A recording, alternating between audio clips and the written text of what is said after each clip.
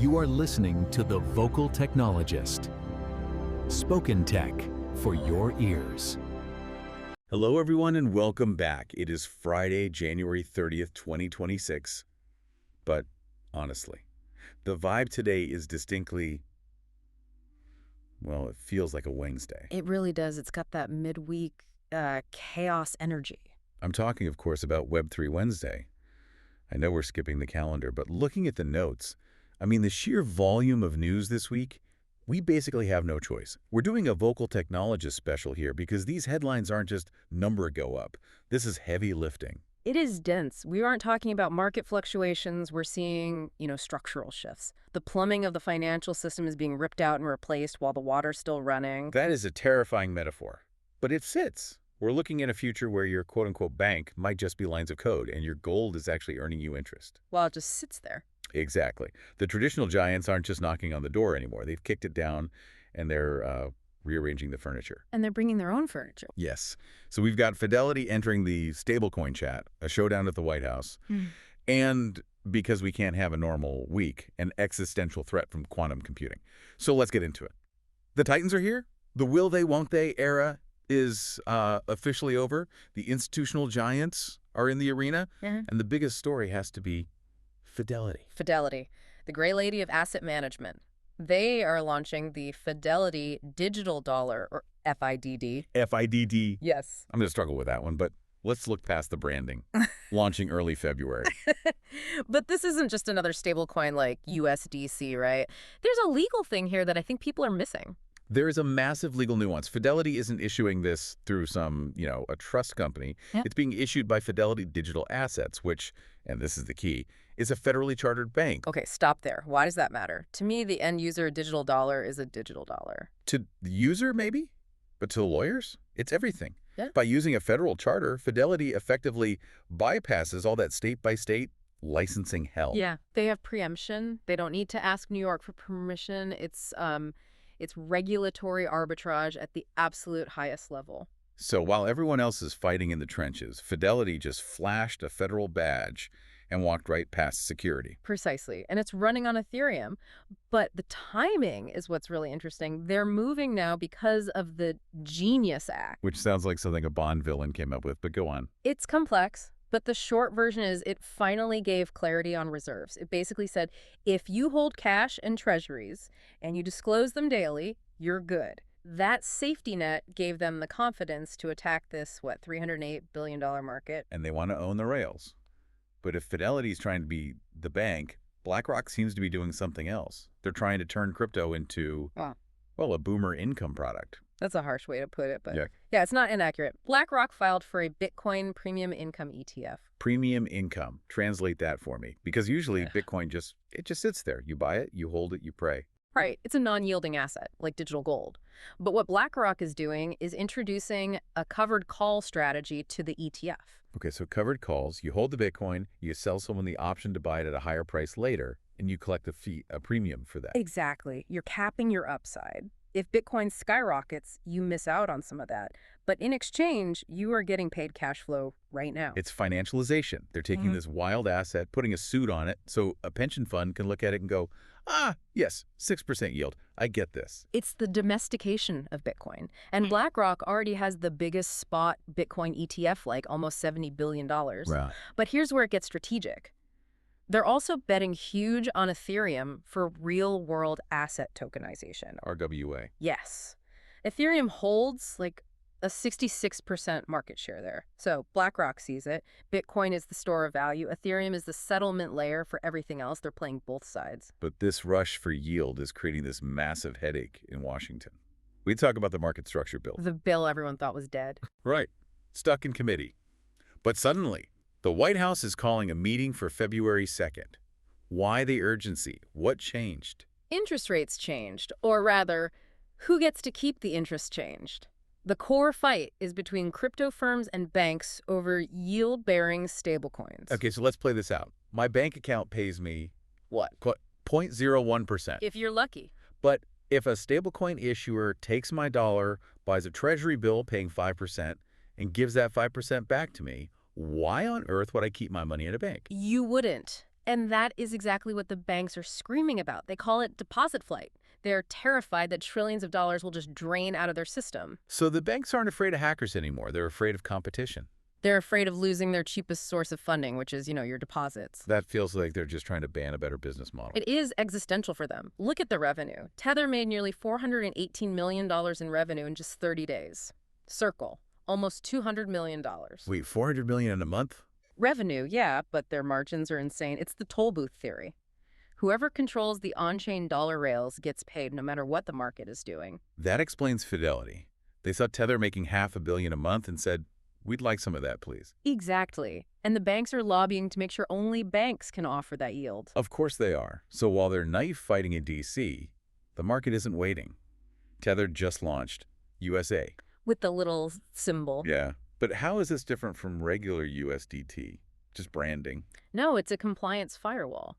Regular USDT is the offshore kind of cowboy dollar. USA is issued by Anchorage Digital Bank, a federally chartered crypto bank. There's that phrase again, federally chartered. It's the theme of the week. This USA is bank grade. It's designed to be fully compliant. Tether knows that to win in the US, they have to put on a tie. But not everyone's putting on a tie. I was reading about this thing called Polaris. It seems like the total opposite. No T-bills in a vault. No. Polaris is the decentralized response. They're trying to remove the dependency on real-world assets completely. Okay, walk me through that. If there's no dollar in a vault, how does it stay worth $1? Is this another algo disaster waiting to happen? It's algorithmic, but the mechanism is different. It uses a 3-token system and something called a bonding curve. Bonding curve. I hear that a lot, but what does it actually do? Think of it as an automated pricing machine. The price is set by a formula based on supply. The math dictates exactly how much collateral you need. It's designed to incentivize the market to keep the peg. So if the price drops to 99 cents, the math makes it super profitable for someone to come in and fix it. In theory, yes. The whole idea is to create a currency that no government can seize and no bank can freeze. It's pure math, honey. It sounds risky, but I get the appeal. A hedge against censorship. And the world is diversifying. It's not just the US dollar anymore. Euro stablecoins just hit a $617 million market cap. Swiss franc stablecoins are actually overtaking the British pound on-chain. That is a wild stat. The Swiss franc beating the pound. It shows people want stability, but not necessarily just American stability. Speaking of stability and long-term threats, we need to pivot. There's a technological shadow hanging over all of this. The quantum threat. This is the hard tech stuff, and it's arguably more important than any of the interest rate wars. The phrase that jumped out at me was, harvest now, decrypt later. That sounds like a spy movie. It does, but it's a very real strategy. Explain it. The idea is that bad actors are storing encrypted data right now, today. They can't read it yet, but they're hoarding it, betting that in, say, 10 or 15 years, a quantum computer will exist that can crack it like an egg. So my private data from today becomes an open book in 2036. Precisely. And for crypto, it's worse. The fear is a quantum computer could figure out your private key from your public key. Then they don't just read your messages, they drain your wallet. Okay, so should we be panicking right now? Not panic, but prepare. These computers are likely 10 plus years away. But you can't just patch the past on a blockchain, so the preparation has to start now. Who is actually doing the work? The engineers are on it. The Ethereum Foundation has a post-quantum security team. They even announced a $1 million Poseidon Prize to harden cryptography. Throwing money at the problem, I like it. And OP Labs, the optimism team, they put out a roadmap to completely deprecate the current security keys by 2036. Deprecate. They're turning them off. Forcing a migration. Moving everyone to smart contract accounts that can upgrade their security. So when the quantum computers arrive, the locks are already changed. That's reassuring. It's like Y2K, but with a decade of lead time. And this focus on long-term security actually ties into a philosophical shift from Vitalik Buterin. The mountain man argument? I remember this. Yeah, back in 2017, the idea was don't trust, verify.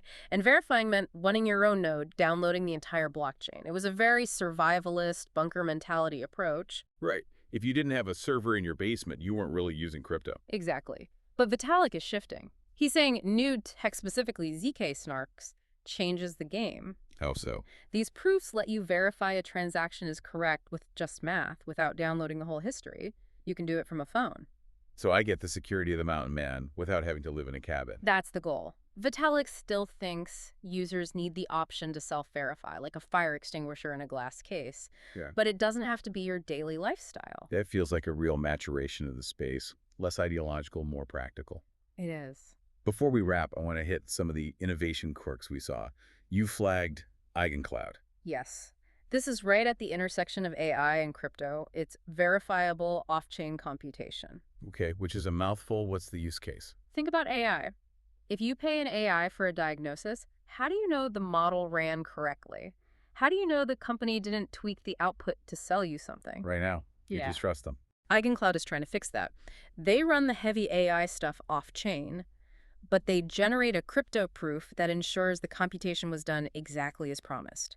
It's a truth stamp for AI. It's going to be massive. You need to know the AI agent isn't rogue. Exactly. Trust needs a verification layer. And speaking of money, the story about Farcaster, well, a company called Nanar, that blew my mind, the business model. Oh, it's brilliant. So Nanar acquired control in a deal, but the twist is what happened to the original investors in one of the ventures. They got a 100% refund. They did. How does a startup run for a couple of years and still have all the money left? They didn't spend the principal. They raised the capital, parked it in U.S. Treasury bills earning 4% or 5%, and funded their entire operation off the interest. That is incredibly disciplined. It's basically risk-free ambition. It's the capital deposit model. It totally changes the risk for investors. If it fails, you get your money back. If it succeeds, you get the upside. But it only works because interest rates are high. Which brings us full circle to the banks fighting over that yield. It's all connected. Okay, well, one last thing. We talk about the cloud and cyberspace. But apparently, Mother Nature still gets a vote. Did you see what happened with Winter Storm Fernand? I did.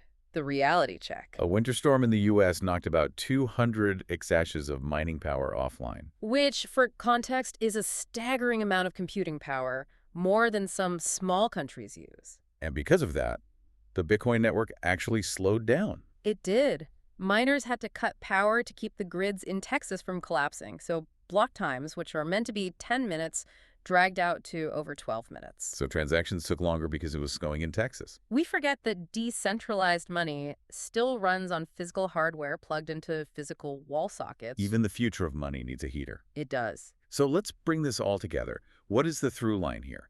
We've got banks becoming crypto companies becoming banks, and a quantum threat looming over it all. I think the main thread is unbundling. We're watching the unbundling of the traditional bank. Break that down. Well, think about what a bank does.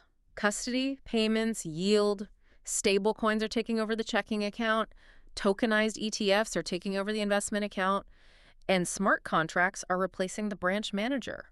So the bank isn't a building anymore. It's just a stack of apps on your phone. Exactly. And the institutions, Fidelity, BlackRock, they get it. They aren't fighting the tech anymore. They're rushing to buy the apps and control the stack. It's a fascinating pivot. They went from Bitcoin is a scam to how can we structure this in record time? Money has a way of clarifying things. It certainly does. And that brings us to the end. But before we go, I want to leave you with a thought. Let's hear it. We talk so much about treasuries today. Stablecoins are buying billions in U.S. government debt. Startups are living off the interest from that debt. Here's the question. If the banks are launching stablecoins, and stablecoins are just wrappers for U.S. treasuries, are crypto and the government actually just merging into the same thing? That is a heavy thought. The rebel currency becoming the state currency by accident. It's something to chew on. Thanks for tuning into this Vocal Technologist session. We'll be back with more insights and hopefully better weather for the Bitcoin miners. Indeed. Stay curious. Catch you on the next block. Spoken Tech for your ears.